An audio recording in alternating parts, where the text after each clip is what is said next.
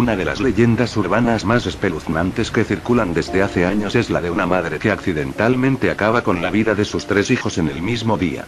Una leyenda no apta para corazones sensibles y Natalia era una madre feliz, trataba a sus 3 pequeños con gran ternura y comprensión aunque más de una vez la pudieran sacar de sus casillas. Los 2 primeros de sus retoños vinieron casi seguidos 6 y 7 años y la tercera, una preciosa niñita de 7 meses, que aunque inesperada, fue recibida con el mayor cariño y amor que una familia le puede entregar. El único pero que le podía poner Natalia a su abundante familia era que su marido casi no pisaba su casa. Su aburrido trabajo como contable les daba una cómoda posición social pero le mantenía ocupado todo el día, e incluso cuando estaba en casa siempre estaba rodeado de papeles del trabajo. Por lo que Natalia tenía que ocuparse de sus hijos sin ninguna ayuda y en algunos momentos eso podía ser extenuante. La noche anterior al fatídico día la más pequeñita de la casa había decidido celebrar un concierto nocturno y Natalia casi no pudo pegar ojo. Agotada y casi arrastrándose llegó a la cama a las 4 de la mañana tras dejar a la niña en la cuna.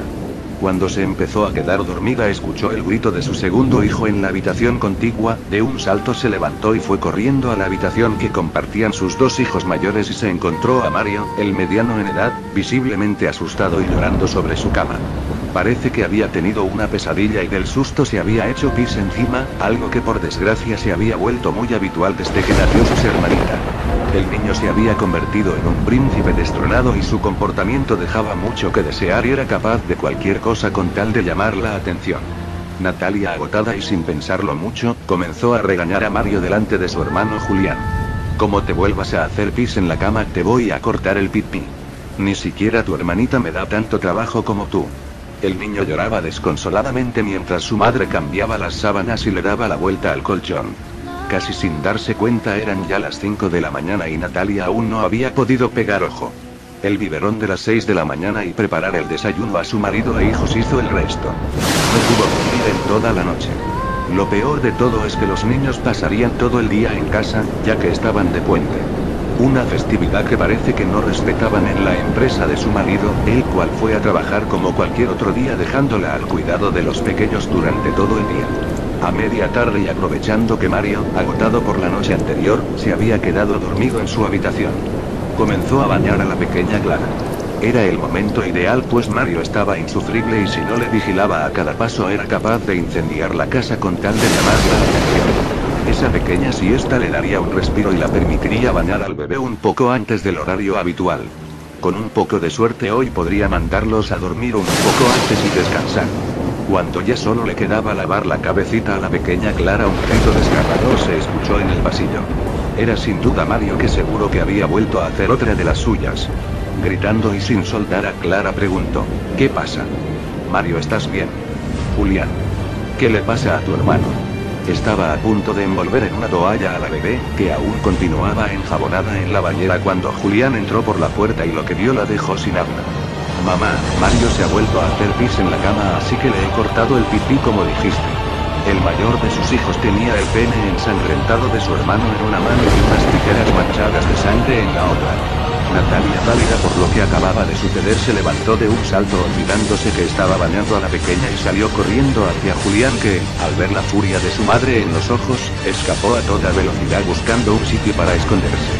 Aturdida, conmocionada y agotada por la noche en vela, Natalia no sabía cómo actuar cuando llegó a la habitación de los niños y vio a Mario sobre la cama desangrándose.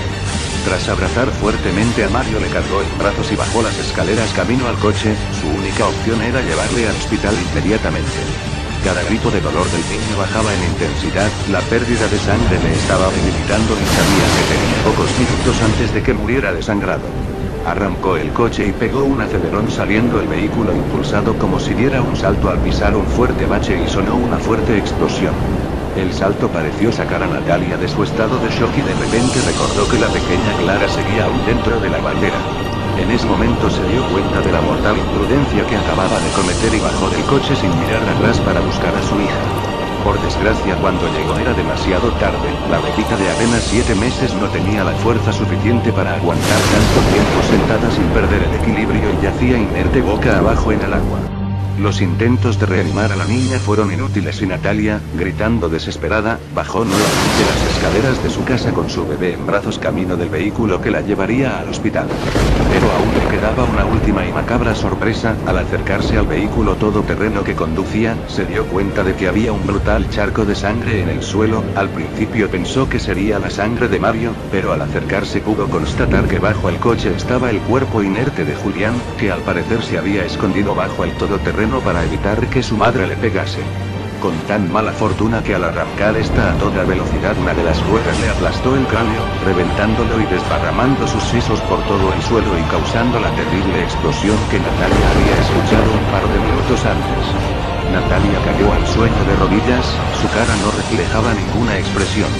Solamente se mantuvo en esa posición durante unos minutos hasta que sin mediar palabras se levantó, abrió la puerta de su coche y cargó nuevamente el cuerpo ya inerte de Mario junto al de su hermanita.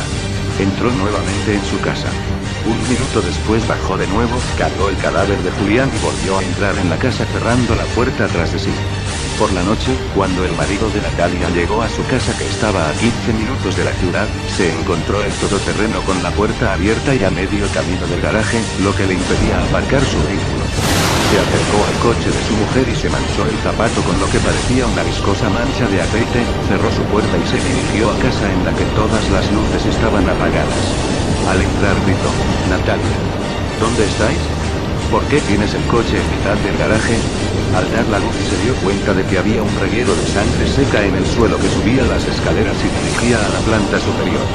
Asustado corrió tanto como pudo para quedar totalmente impactado cuando al entrar en el baño. Sus tres hijos flotaban sobre el cadáver de su madre que los había tendido en la bañera justo antes de cortarse las venas. Causar la muerte de sus tres hijos fue mucho más de lo que pudo soportar.